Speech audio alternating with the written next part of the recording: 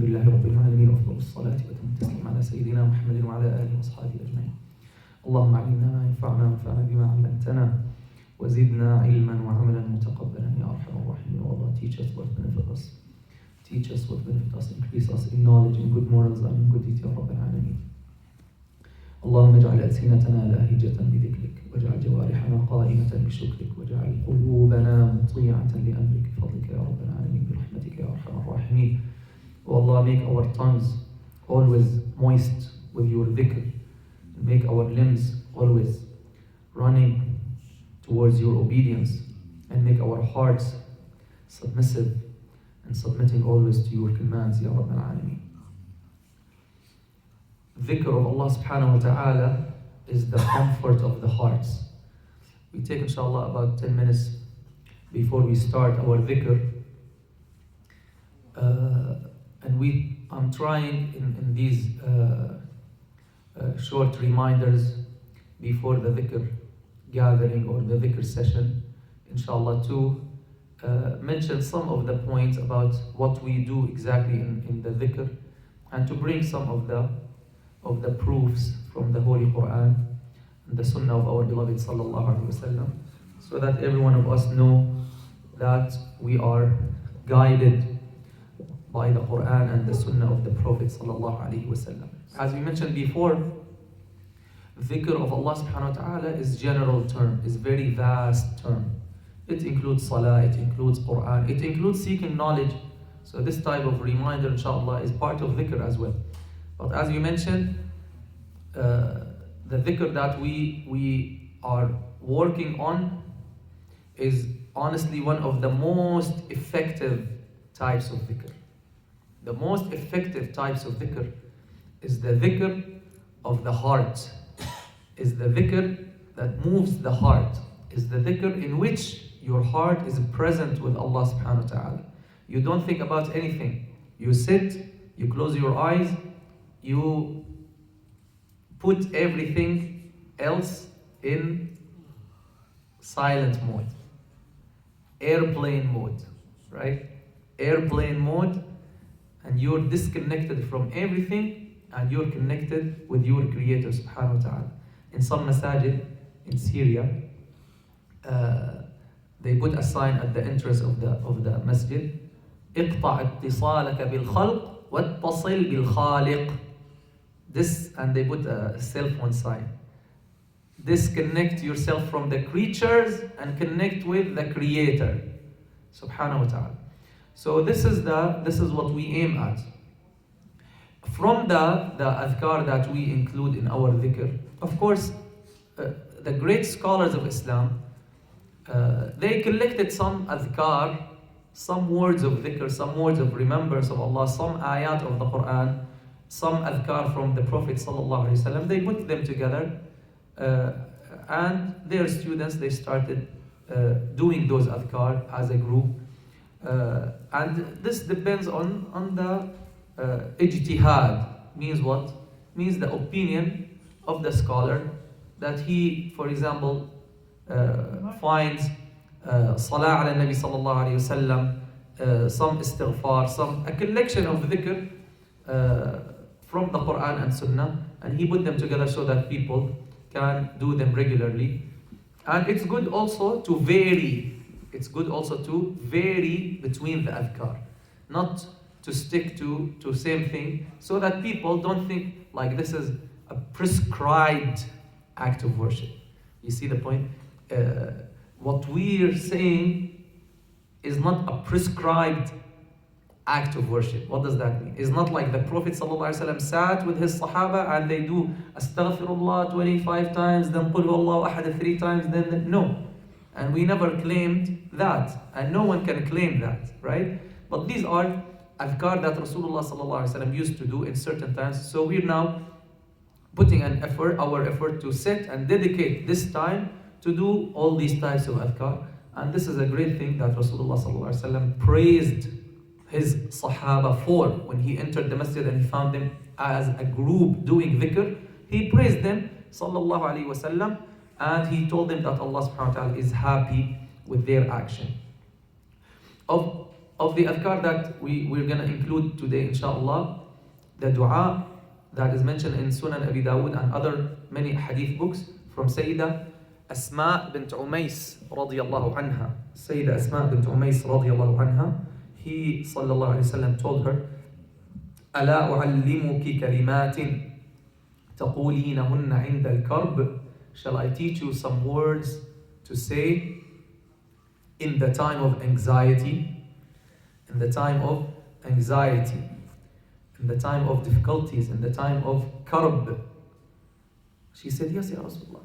He said, sallallahu alayhi wasallam, you say, Allah, Allahu Rabbi la ushriku bihi shay'a. What do you say? Allah, Allahu Rabbi la ushriku bihi shay'a. This is one of the ahadith for the Naqshbandi Tariqa. The Naqshbandi Tariqa means the Naqshbandi school in the soul purification or tasawwuf. In this Tariqa, the scholars of the Naqshbandi order or the Naqshbandi Tariqa, they focus on the repetition of Allah's name. They focus on the repetition of Allah's name. And this is one of the hadith that they depend on. And all of those turuq or all of those schools or all of those orders of the self-purification, all of them, mashallah, they have great things. And every tariqah has some special things from the other. So in this hadith, our beloved sallallahu alayhi wa sallam is teaching Sayyidah Asma bint Umays, and also narrated from other Sahaba, by the way, that you say when you have difficulty, when you have anxiety, when you have problems, you say what?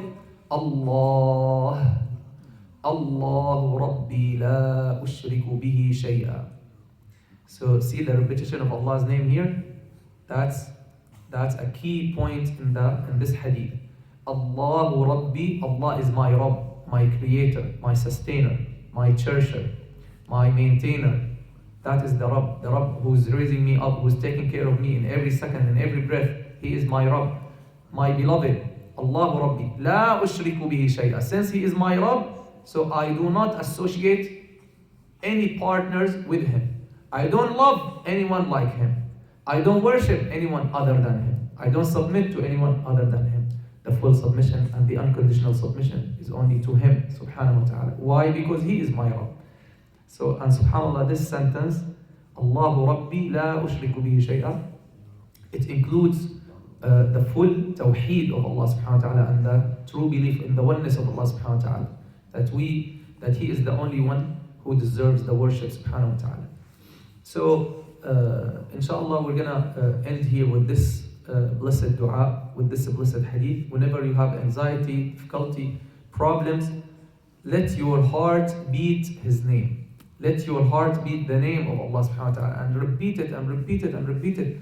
Another hadith for this, narrated by Imam Muslim, that the day of judgment will not take place as long as there is someone who is saying Allah, Allah. The day of judgment will not take place as long as there is someone saying Allah, Allah. And another narration, also another authentic narration, the day of judgment will not take place on someone who says Allah, Allah. So these are few examples and hadith about the repetition of Allah's name. This is, honestly, these short reminders, I don't prepare for them usually, as I do for the other lectures or tafsir or whatever. If we want to talk about the effect of the repetition of Allah's name, subhanAllah, we need really lectures and lectures and lectures and many hours. But I mean, in a brief, if Allah's name does not move our heart, then what will move it? What will move them? This is the most blessed word, the most sacred, the most holy word, right? The word Allah.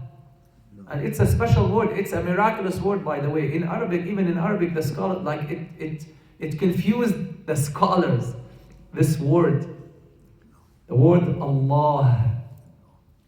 So this word has a very, very great effect on the heart, and this is why do a lot of this name with, as we mentioned before, some of the scholars was asked about Ismullah al-A'zam. He was asked, what is the greatest name of Allah? Because there's a hadith about the greatest name of Allah. If you make dua using that name, Allah will give you whatever you ask. So Sayyidi Abdul Khadra al-Jailani, Shaykh Abdul Khadra al-Jailani, Allah raise his ranks and have mercy on him. When he was asked, he said that Ismullah al-A'zam, the greatest name of Allah is Allah. He said, if you say it with a present heart. If you say it with a present heart, then that will be for you the greatest name of Allah. But if you say Allah and you don't know what you're saying, you're not reflecting, you're thinking about what you're going to have for dinner or some snack or whatever, or I don't know what you'll be thinking, then no, you're saying it and you're reflecting. As we mentioned, you can reflect about Allah's creation, about His attributes, His greatness, His majesty, His blessings, His bounties, and about your relationship with Him subhanahu wa ta'ala. And that will give you the tranquility of the heart, and the sakina and the tuma'nina of the heart. And that is the ayah الَّذِينَ آمَنُوا, and we finished with this ayah الَّذِينَ آمَنُوا وَتَطْمَئِنُّ قُلُوبُهُمْ بِذِكْرِ اللَّهِ. Those who believe and their hearts, look, their hearts, not their tongues. Dhikr is in the heart, originally is in the heart, because you remember by the heart, not by the tongue, right? The tongue just says words, but if you don't reflect and think of what you're saying, that's not dhikr. You're not remembering anything, you're just saying words. الَّذِينَ آمَنُوا وَتَطْمَئِنُّ قُلُوبُهُمْ بِذِكْرِ اللَّهِ. قُلُوبُهُمْ بِذِكْرِ اللَّهِ. Their hearts find rest or tranquility with the dhikr of Allah. Then Allah says, subhanahu wa ta'ala, ala. Ala means pay attention. Ala bidhikrillah tatma'innul qulub. He repeated and emphasizing this point. Surely with the remembrance of Allah, bidhikrillah tatma'innul qulub. The hearts will find rest or tranquility or tuma'nina or sakina. And in Arabic, when you put the object first, this means this is for exclusion, means only with the dhikr of Allah. Bidhikrillah means only with the dhikr of Allah, the hearts will find rest and tranquility and tuma'nina. So may Allah subhanahu wa ta'ala make us of those who truly remember Him and who will attain that tuma'nina and that sakina. May Allah subhanahu wa ta'ala make His name and His dhikr dearer to us than every dear, every beloved one. May Allah subhanahu wa ta'ala accept from us. Allahumma salli ala Sayyidina Muhammad wa alihi wa sahbihi wa sallam taslima walhamdulillahi rabbil alamin. Ya